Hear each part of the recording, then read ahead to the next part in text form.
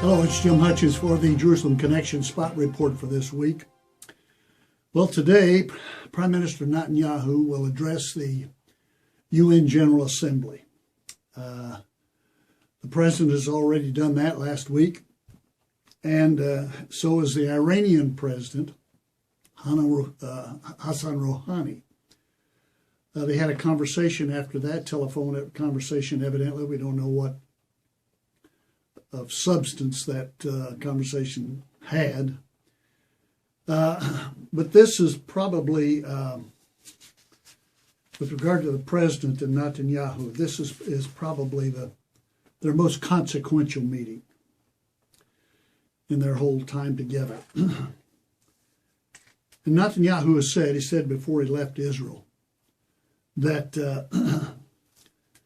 he said basically, I will speak the truth. Facts must be stated in the face of the sweet talk and the blitz of smiles. There's been what many have referred to as a charm offensive by the Iranian president. And it's somehow to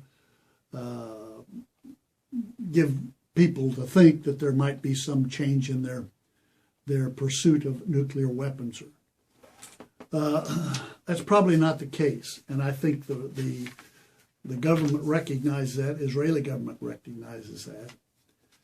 And since they do recognize it, they're saying that there has to be a credible military threat.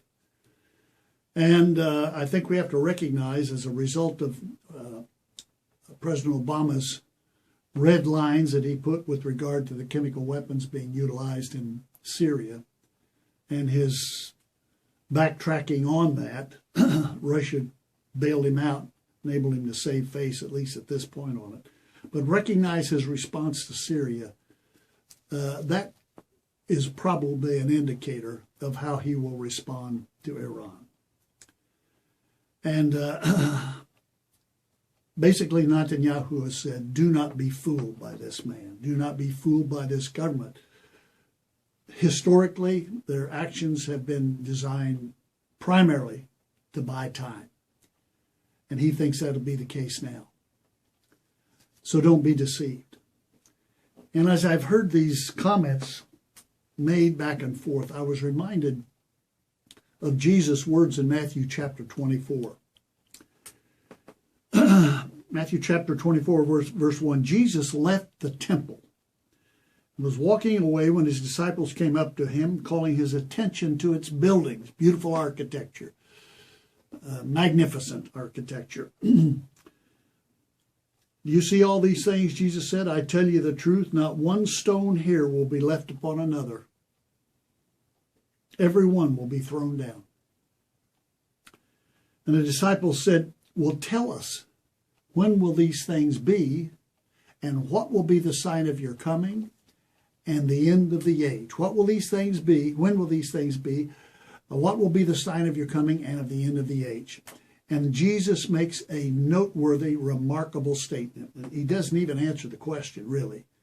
But he does give a priority statement for God's people to follow until he comes again. This is basically what he said. Jesus answered, watch out, take care, be attentive that no one deceive you. That no one deceive you. Why did he say that? He said that because the institutions of man worldwide, regardless of the country, are pervasive with deceit. I don't care whether it's politicians, parties, unions, religions. They're all contaminated with deceit. And Jesus has said, watch out that no one deceives you. That's a strong statement. And he goes on to say, he says, such things must happen, but the end is still to come. So we're living in the age of deceit. So we need to be aware of that and take necessary precautions. And what is the necessary precautions? How do you combat deceit? I know of no other means by which we can do that than through God's word. This is truth. Your word is truth. Jesus said, I am the way, the truth, and the life. No one comes to the Father except through me. This is truth. And this will keep us from being deceived in the days ahead. It's all about us, wherever we are, but we can recognize it for what it is if we screen everything through God's word. Till next week, Od Ki Yavo Shiloh, or until Messiah comes, Yivareka Yahweh.